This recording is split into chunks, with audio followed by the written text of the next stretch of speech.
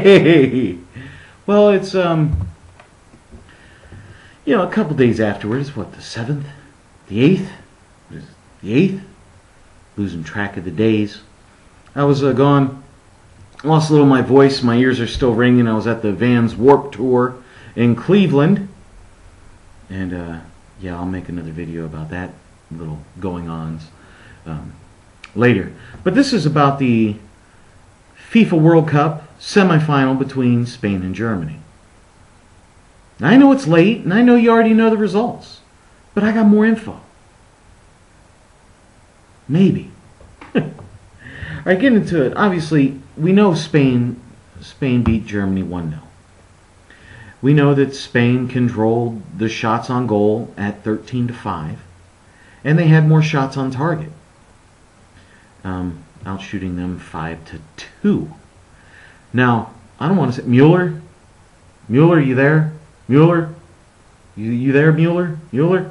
I'm not saying that had a part of it, but it does. And, and I don't want to take away from Puyol's awesome header into the goal. I don't want to take away from that. Or the amazing amount of passes that Spain did in the game. How they controlled the ball. I mean, the time of possession was very close, but it just seemed that way. I don't want to take away any of that from Spain. But my theory is, when you have a team that beats a team, and their best player, or one of their best players isn't on the field, yeah, I guess you could take it as a win.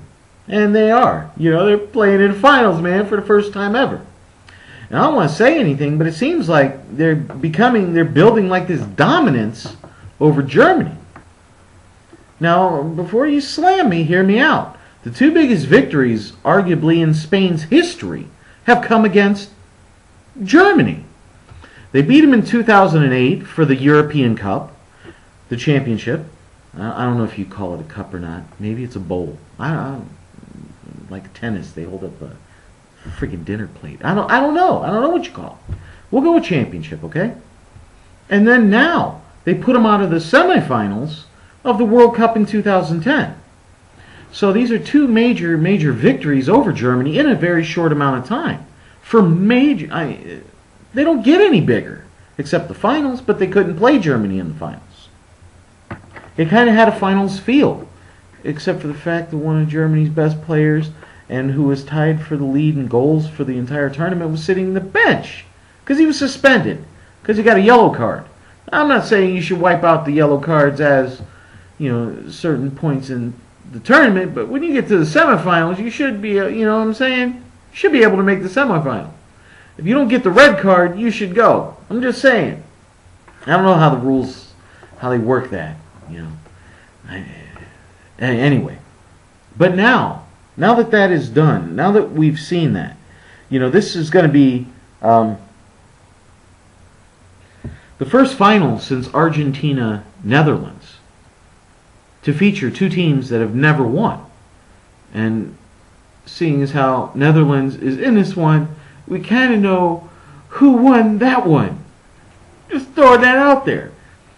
It's also the first time since the 1970s Brazil with Pelé that a team has a shot at actually winning every single game going into if they win the finals, and that's with Netherlands. The Orange. O-R-A-N-J-E. Orange. And another one, this will be the first time ever, if Spain wins, that a team that lost the very first game of the World Cup qualifying, or in the World Cup, in the group section, first time ever if they win. They'll be the first team to ever win that. And if you recall earlier in one of my vids, I said you might as well scratch Spain off. Scratch? What the hell? Anyway, you might as well scratch Spain off the ticket because they lost that first game. Automatically, it's never happened before.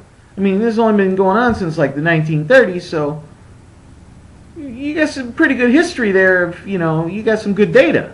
There's first time for everything. Okay, now we have the orange. it's cool jersey. I don't care how you pronounce it. It's just cool. Going, against the Red Passers of Awesomeness, or the La Furia Roja, or the Red Fury. I think that's what it is. The orange. Yeah, I like the Red Passers of Awesomeness better. But if you want to call them the Red Fury or the La Furia Roja, Roja. Yeah, your J's are like H's, right? Is that how they pronounce it in Spanish? I'm trying. Okay, now you have Snyder going against Villa. You have Robben going against Iniesta. You have Stecklenburg going against Castilla. Castillos? Work with me. Okay, now you have the attacking offense of the Orange going against a questionable Spanish defense. This is the one area that's going to play big. The Spanish defense is going to have to come up big in this one in order for them to win. If they can't handle it, they're in trouble. But then, on the same token, that aggressive D, the attacking D that the Netherlands use, the orange guys, Holland, they got like 412 names. But will they be able to keep up with the quicker, almost like, it's like a production out there with the passing and everything. It's like a choreographed ballet. And I don't want to use ballet because people think it's for wusses.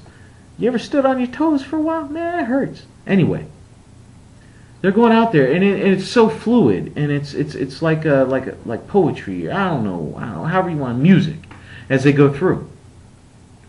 How is that defense? Are they going to be able to keep up with that? Because, man, they're fast, dude. You see them guys?